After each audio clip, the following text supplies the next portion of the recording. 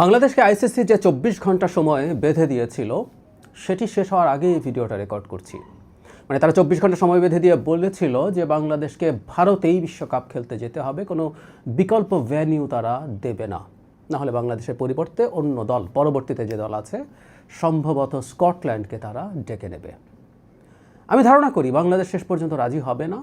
এখন বাংলাদেশ সিদ্ধান্তটা কি ঠিক নিল? মানে কেউ কেউ বলছেন বিশ্বকাপের মতো একটা আসর থেকে বাংলাদেশ দূরে থাকলো, এটা বাংলাদেশের ক্রিকেটের জন্য ক্ষতি হলো কিনা। মানে একটা ভুল আমরা সম্ভবত করছি অনেকে। এটা খেলা এবং ক্রিকেটের প্রশ্ন না। বাংলাদেশের সাথে আইসিসির নামে আদতে ভারতের সাথে যে সংকটটা হচ্ছে সেটা মূলত বাংলাদেশ ভারতের সম্পর্কের রিঅ্যালাইনমেন্টের জন্য একটা খুব গুরুত্বপূর্ণ ইস্যু। আমরা একটু এভাবে বুঝে দেখি। শেখ হাসিনার সময়ে ভারত বাংলাদেশকে যে লেন্স দিয়ে দেখেছে, বাংলাদেশ একটা কলোনি বা বাংলাদেশ একটা করদ রাজ্য, শেখ হাসিনা তার কলোনির গভর্নর, সুতরাং শেখ হাসিনার কাছে যা যা বলা হয়েছে তিনি তা করেছেন। বাংলাদেশের সাথে ভারতের এই সম্পর্ক আসলে চলতে পারে না। এই ক্ষেত্রে আমাদের করণীয় আসলে খুব কম আছে, কারণ সংকটটা ভারতের দিক থেকে হয়েছে এবং ভারতকে বাংলাদেশ সম্পর্কে তার পারসেপশন পাল্টাতে হবে, তার সম্পর্কে রিঅ্যালাইনমেন্টে যেতে হবে এর ব্যাপারটা। সুতরাং এটাকে খেলায় না যাওয়া বা একটা বিশ্বকাপে গেলাম না বলে আমাদের খুব বড় ক্ষতি হয়ে গেল, এভাবে না দেখে একটু ভিন্নভাবে দেখা দরকার আছে। আমরা একটু পেছনে যাই, এগুলো নিয়ে আগেও কথা বলেছি। মুস্তাফিজুর রহমানকে ভারতে খেলতে যেতে দেয়া হলো না আইপিএলে। তিনি বেশ ভালো টাকায় দল পেয়েছিলেন কলকাতা। কিছু হিন্দুত্ববাদীর হুমকি ধামকির প্রেক্ষিতে, মানে ভারতের মতো একটা রাষ্ট্র যারা কাজ হচ্ছে নিরাপত্তা নিশ্চিত করা, সেই হুমকি ধামকির প্রেক্ষিতে এই কাজটা তারা করলেন। আদতে তারা এটার পক্ষেই আছেন, এগুলো তাদের রাজনীতির টুল। এবং ঘটনাচক্রে মুস্তাফিজ যেহেতু কলকাতার খেলোয়াড়, কলকাতা বিধানসভা নির্বাচন আছে, সেই কারণেই তারা এটা করার চেষ্টা করেছেন, আমরা বুঝতে পারি। এমনকি খোদ ভারতের ভেতরেও এর সমালোচনা আছে। শশী থারুর এটা নিয়ে ইন্টারভিউতে খুব টাফ কথা বলেছেন ভারতের সরকারের বিরুদ্ধে, কিন্তু তারা এটা করেছেন, এটা তাদের রাজনীতি বলেন। এখন প্রশ্ন হলো এটা কতদিন তারা করে যাবেন?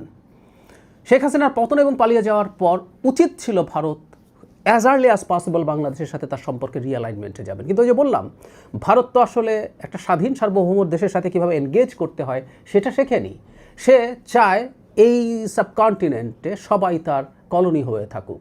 সে প্রত্যেকটা দেশের সাথে ওভাবেই ডিল করতে গেছে। এই জন্য অন্য সব দেশ বাদ দেই, হিন্দু প্রধান নেপালও, যার সাথে ঐতিহাসিকভাবে ভারতের অসাধারণ সম্পর্ক ছিল, নেপালও তার শত্রুতে পরিণত হয়েছে। এটা কোনো রাগঢাগের কিছু নেই। এতই স্টুপিড তাদের ডিপ্লোম্যাটিক যেসব স্টেপস, সেগুলো এখন উচিত ছিল রিঅ্যালাইন করা। শেখ হাসিনাকে রেখেছেন, শেখ হাসিনার মুখ সেলাই করে দেওয়া দরকার ছিল, যাতে উনি টু শব্দ করতে না পারেন। বাংলাদেশের যে নতুন সরকার আসছে তার সাথে সহযোগিতা করা এবং ভবিষ্যতে যারা যারা ক্ষমতায় আসতে পারে, যারা ক্রিয়াশীল রাজনৈতিক দল আছে, তাদের সাথে সম্পর্ক তৈরি করা, যেটা চীন করছে। কিন্তু ভারত সেটা করেনি। তারা আমাদের ভিসা বন্ধ করে দিয়ে নিজের নাক কেটে পরে যাত্রাভঙ্গ করার মতো কাজ করেছে। আমাদের বিরুদ্ধে একটার পর একটা অ্যাগ্রেসিভ স্টেপস নিয়েছে, বিবৃতি দিয়েছে, শেখ হাসিনাকে লেলিয়ে দিয়েছে বাংলাদেশের সরকারকে ডিস্টার্ব করার জন্য। সো এই প্রেক্ষাপটেই আমরা দেখব সর্বশেষ মুস্তাফিজকে নিয়ে যেটা করলেন।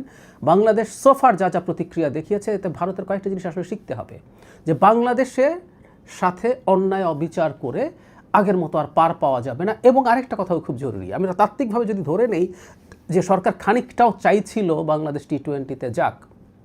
আচ্ছা, এই প্রসঙ্গে একটু বলে রাখি, আইসিসিকে, মানে এখানে তো সমস্যাটা আইসিসির সাথে, মানে এটা ভারত করছে কেন, এটা আগেও বলেছি, এখানেও একটু এটা বলা থাকুক।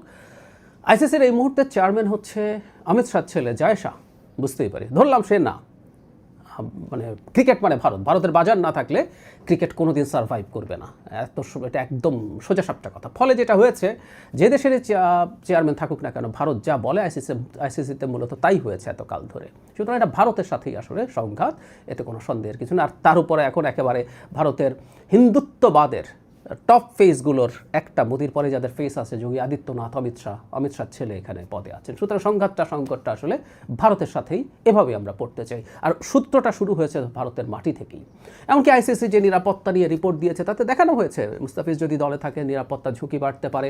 বাংলাদেশের নাগরিকরা যদি তার দেশের জার্সি, মানে বাংলাদেশের জার্সি পরে যায়, সেটাও তার হুমকি তৈরি করতে পারে। সো এই প্রেক্ষাপটে বাংলাদেশ যাবে না, বাংলাদেশের জন্য ভ্যালিড কারণ আছে। কিন্তু তার চেয়ে জরুরি কথা হচ্ছে, ভারতকে এটা বুঝতে হবে, কোনো সরকার যদি এমনকি চায়ও ভারতের সাথে বেশ কিছু ছাড় দিয়ে সম্পর্ক রক্ষা করতে, জনগণের দাবির কাছে সেই সরকার পর্যদস্ত হবে। কারণ সেই সরকারকে নির্বাচন করতে হবে। মানে শেখ হাসিনার মতো করে ক্ষমতায় থাকা কোনো সরকার ছাড়া আর কোনো সরকার চাইলেও ভারতের সাথে অনেক বেশি ছাড় দিয়ে সম্পর্ক তৈরি করতে পারবে না।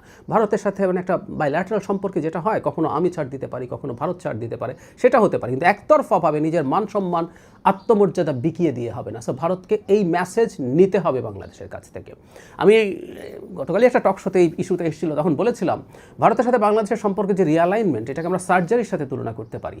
সার্জারি যখন করা হয় শেষ হওয়ার পরও একটা সময় পর্যন্ত ইটস পেইনফুল, কিন্তু এটা মানুষকে কিওর করে। সুতরাং ভারতের সাথে এই রিঅ্যালাইনমেন্ট হওয়ার আগ পর্যন্ত আমাদের কিছু পেইনের মধ্য দিয়ে যেতে হবে, কিন্তু আমরা যদি শক্ত থাকতে পারি, ভবিষ্যতে নির্বাচিত সরকার যদি শক্ত থাকে এবং জনগণ যদি সরকারকে সমর্থন করে, তাহলে আমরা নিশ্চিতভাবেই বলতে পারি এই সার্জারি, এই পেইনফুল সময়টার পর প্রবলেমটা কিওর হবে। ভারতকে বাংলাদেশের সাথে মোটা দাগে, পুরোপুরি না হলে মোটা দাগে বেশ খানিকটা রিঅ্যালাইন করতে হবে সম্পর্কে। সুতরাং বাংলাদেশ বিশ্বকাপে পার্টিসিপেট না করায় কিছু আসে যায় না। এটা বাংলাদেশ ভারতের সম্পর্ক এবং আমাদের ভবিষ্যৎ স্বার্থ, আমাদের জাতি হিসেবে আত্মমর্যাদার বিবেচনায় এটা অতি তুচ্ছ একটা ব্যাপার, অতি ঠুনকো একটা ব্যাপার, এটা যেন আমরা বুঝতে পারি।